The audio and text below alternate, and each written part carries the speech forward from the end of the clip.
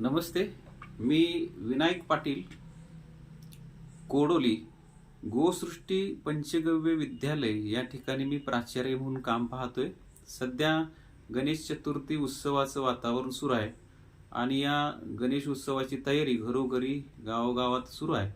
तर गणपती म्हटलं की बुद्धीची देवता आहेच, पण बुद्धीच्या देवतेबरोबर गणपती हा स्थिरतेचा देवता आहे. तर स्थिरतेची देवता याच्यामध्ये तत्व कोणतं आहे तर माती तत्व आहे. माती असल्याशिवाय कोणतीही या सृष्टीमधील वस्तू किंवा जीव स्थिर राहू शकत नाही. त्यामुळं माती तत्वामध्ये गणपतीचं अस्तित्व आहे आणि या कारणामुळेच आपल्याला मातीचा गणपती बसवणं हे योग्य आहे. याच्यामध्ये सृष्टीमध्ये सगळ्यात शुद्ध माती तत्व बघायचं असेल तर ते आपल्याला देशी गायीच्या गोमयामध्ये भेटतं.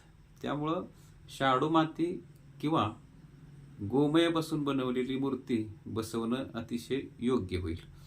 त्याचबरोबर आपल्याला जर गोमयाची मूर्ती आपण बसवली तर गोमय वसते लक्ष्मी, म्हणजे गणपतीबरोबर आपल्याला लक्ष्मीचं सुद्धा पूजन होईल. त्याचबरोबर आपल्या गोमातेमध्ये 33 कोटी देवतांचं अस्तित्व, 33 कोटी देवतांची ऊर्जा आहे. त्यामुळं ती सुद्धा ऊर्जा आपल्याला प्राप्त होते. त्यामुळे ज्या ज्या ठिकाणी असे गणेश मिळतात, गणेश मूर्ती मिळतात, त्या तुम्ही जरूर घ्या, त्याचं पूजन करा. तर याचा अजून एक फायदा काय, तर असे छोटे गणेश मूर्ती सुद्धा गोमयापासूनचे असतात. ते वर्षभर जरी आपण घरामध्ये ठेवले तर सध्या घरोघरी अनेक मोबाईलचा वापर होतो आणि त्या मोबाईलच्या कारणामुळं रेडिएशनचा त्रास सुद्धा आपल्याला होतो. त्यामुळे या अशा छोट्या मूर्त्या जर वर्षभर आपल्या घरामध्ये ठेवल्या तर रेडिएशन पासून सुद्धा आपल्याला संरक्षण मिळतं. तर अशा सुबक मूर्त्या आपल्याला ज्या ज्या ठिकाणी मिळतील त्या ठिकाणी तुम्ही त्या जरूर घ्या. अशा रंगवलेल्या सुद्धा मूर्त्या आपल्याला मिळतात.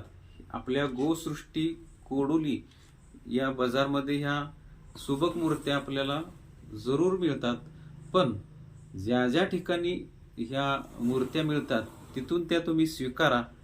माझा नंबर आहे 84 21 94 86 96. रामकृष्ण हरी. जय